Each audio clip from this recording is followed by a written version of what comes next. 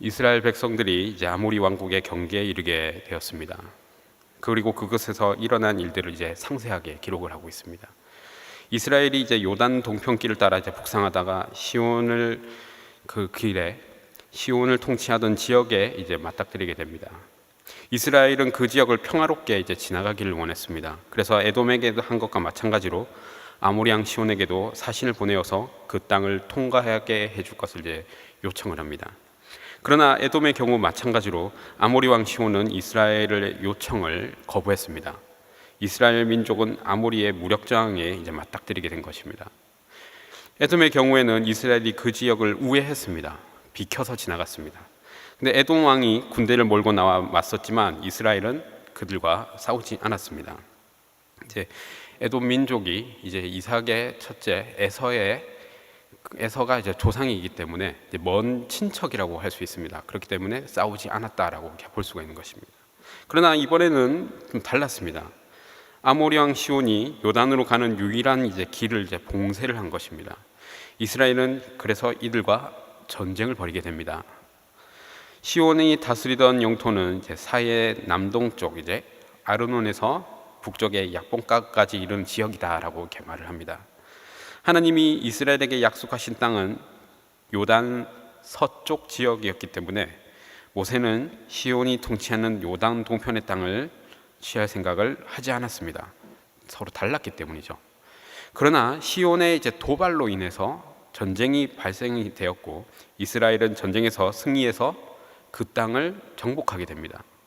그리고 후에 이제 각 지파별로 가문별로 땅을 이제 분배를 할 때 루벤 지파와 갓 지파가 요단 동편에 정착하기를 원했을 때 그 이 땅을 그들에게 이제 기업으로 주게 됩니다.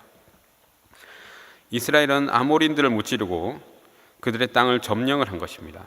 또 그래서 25절에서 언급된 이스라엘이 정착이 즉각적으로 일어난 것이 아닌 것을 이제 이번 다음 장에서부터 이렇게 잘 보여주고 있습니다. 24절은 아몬의 경계가 견고했기 때문에 이스라엘이 아몬 사람들의 영토를 침범하지 않았다라고 설명합니다. 그래서 이것을 신명기 2장 19절에서는 이스라엘이 아몬 사람들에 대한 공격에 자제한 또 다른 이유로 이제 제시를 합니다. 아몬 자손과 마찬가지로 이들은 롯의 자손, 즉 이스라엘과 혈연 관계에 있는 민족이었기 때문입니다. 소돔과 고모라가 멸망을 당하고 나서 이제 롯의 아내가 소금 기둥이 되어버렸죠. 그러고 나서 이 두 딸이 아버지와 동침해서 첫째 딸은 모압을 낳고 둘째는 르암미라는 그런 아들을 낳습니다. 이 첫째 모압은 모압의 조상이 되고 르암미는 암몬의 조상이 됩니다. 그렇기 때문에 모압과 암몬은 이스라엘과 먼 친척 민족이라고 볼 수 있는 것입니다. 하나님이 이들에게도 이스라엘처럼 땅을 선물로 주셨기 때문에 이스라엘은 암몬 자손과 전쟁을 하지 말아야 했습니다. 그러나 그들은 이러한 하나님의 뜻과는 달리 전쟁을 할 수밖에 없는 상황에 맞닥뜨리게 된 것입니다. 본래 아르논과 약복 사이에 모압이 점령하고 있던 땅이 있었다고 합니다. 시온이 모압을 격퇴하고 그 지역을 차지한 것입니다. 그런데 이제 이스라엘이 그 시온 땅을 정복을 했습니다. 따라서 이스라엘은 아모리뿐만 아니라 모압에 대해서도 우월감을 드러나게 된 것이죠. 더 낫다라는 것이죠. 그래서 모압은 그 땅을 다시 되돌려 달라고 할 아무런 권리가 없어진 것입니다.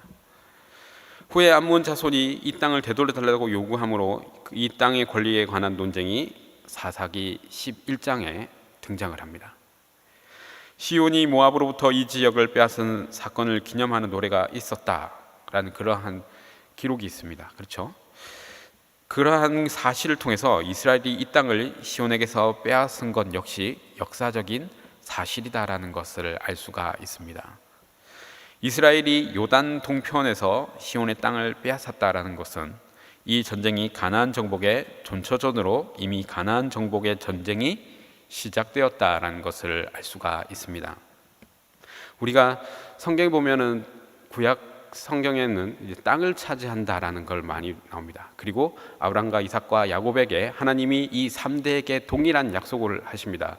바로 많은 자손과 많은 땅을 주겠다라고 약속을 하십니다. 그런데 여러분, 아브라함과 이삭과 야곱이 많은 자손이 있었습니까? 많은 자식을 낳았습니까? 많은 자식을 낳지 않았습니다. 근데 많은 땅을 차지했습니까? 많은 땅을 차지 않았습니다.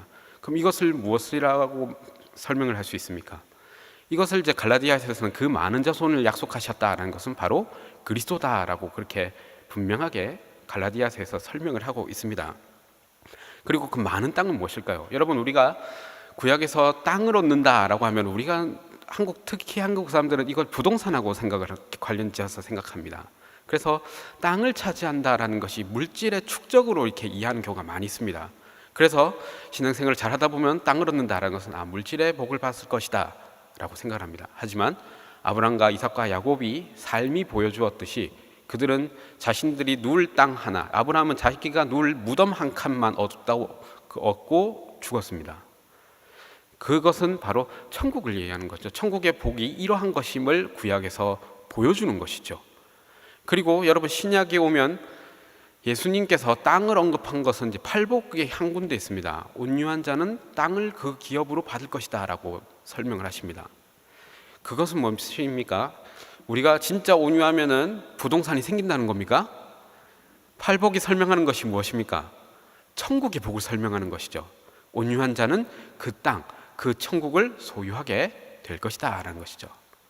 그렇기 때문에 여러분, 이스라엘 백성들이 지금 하고 있는 이 정복 전쟁을 땅을 차지한다는 것은 영적인 의미가 있는 것입니다. 땅을 차지해서 내가 땅을 많이 차지해서 이 땅값을 부풀려 가지고 내가 이곳에서 잘 먹고 잘 살겠다라고 성경은 그런 식으로 이해하지 않습니다. 땅을 차지한다라는 것은 영적인 의미로 이해하셔야 합니다. 27절에서 모압을 격파하고 그 땅을 빼앗은 시온에게 헤스본을 다시 세울 것을 요청하는 내용이 등장합니다. 그리고 28절에서는 시온의 본거지 헤스본은 불의 근원으로 모압의 성들을 태웠으며 아르논의 높은 곳을 휩쓸었다라고 이렇게 말합니다. 헤스본에서 나온 불은 시온의 군사력을 말하는 것입니다.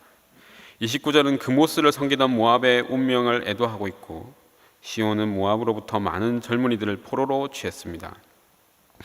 31절과 35절은 바사나 옥에 대한 승리를 이제 간략하게 언급을 하고 결론을 맺습니다. 모세가 옥에 대하는 그런 태도는 시온을 대하던 태도와는 사뭇 다릅니다. 시온의 경우에는 사신을 보내 그의 영토를 지나가게 허락해달라고 정중하게 요청을 했지만 옥의 경우에는 그런 내용이 나타나지 않습니다.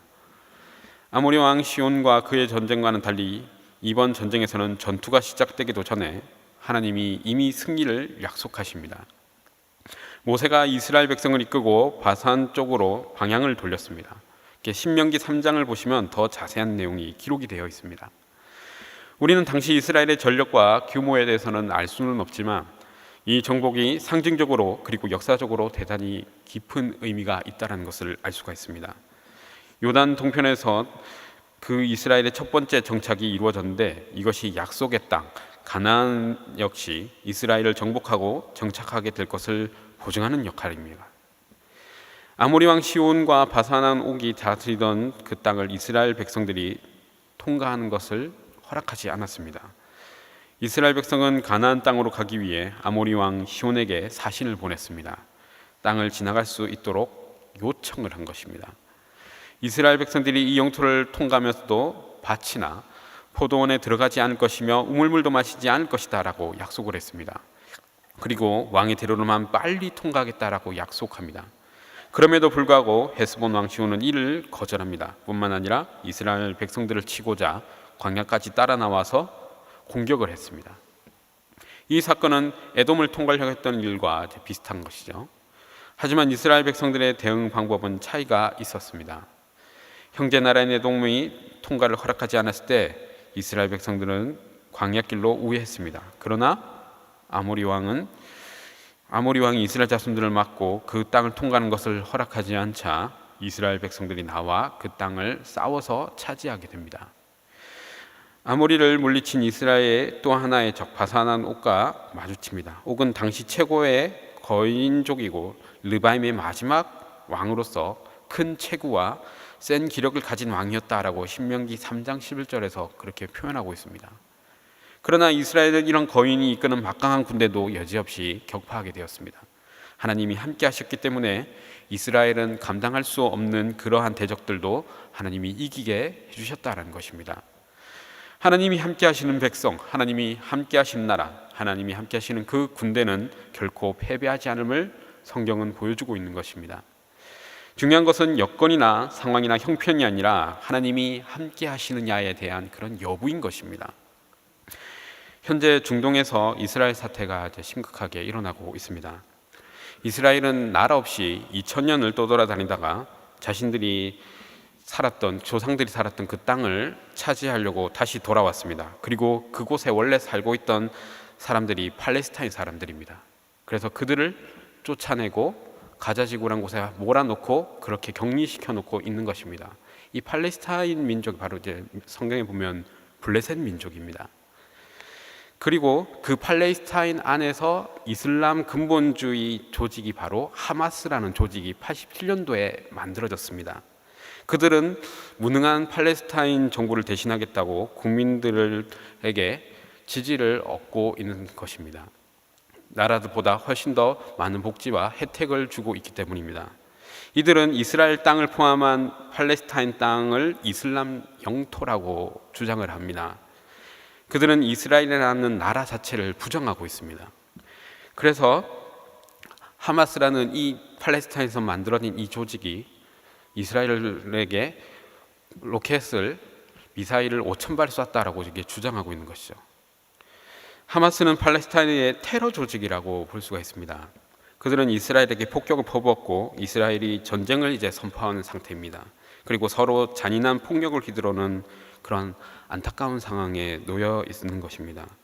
지난주까지만 해도 이스라엘과 가자지구의 사망자가 2,000명이 넘었습니다. 자연재해가 아니라 사람이 일으킨 그런 폭격과 전쟁 때문에 2,000명이 넘게 죽었다는 것입니다. 그리고 부상자는 8,000명이 넘었습니다. 이 숫자는 계속 늘어날 겁니다. 우리는 이러한 상황 가운데서 어떤 마음을 품어야겠습니까? 기름값이 올랐다고 불평을 해야 합니까? 관련 주식이 폭락하고 성지순례를 가지 못하게 됐다라고 기분이 나빠야 되는 것이 바로 그러한 마음이 그리스도인의 자세일까요?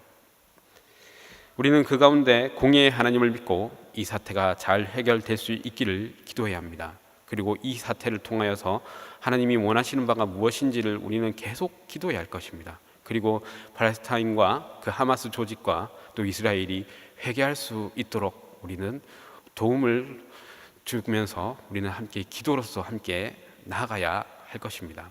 어느 편이 더 낫다, 어느 편이 정이다라고 그렇게 접근하기는 어려운 문제입니다. 그러나 이 상황이 잘 해결될 수 있도록 우리는 이곳에서 함께 기도해야 할 것입니다. 오늘 우리 함께 주신 말씀을 생각하고 우리 또 나라와 또 우리 민족과 그리고 우리 교회와 담임 목사님을 위해서 우리 주여 3번 외치고 함께 기도하기 전에 제가 기도하고 그렇게 기도하겠습니다. 기도하겠습니다. 사랑과 은혜가 풍성하신 하나님 아버지 감사를 드립니다. 주님의 성도로 불러주시고 이 자리 가운데 나올 수 있게 하신 감사드립니다.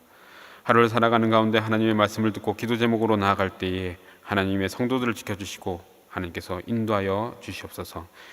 인생길 가운데 걱정 근심이 없을 수는 없으나 그것을 하나님보다 더 크게 여기지 아니하도록 하나님께서 인도하여 주시옵소서.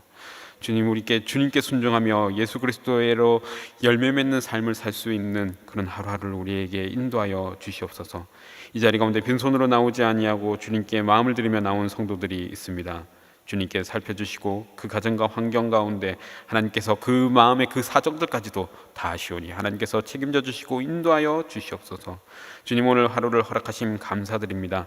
하루를 마무리할 때에 주님께 감사할 수 있는 마음을 드리는 귀한 날로 마칠 수 있도록 주님께서 돌보아 주시옵소서. 예수님의 이름으로 기도드립니다. 아멘.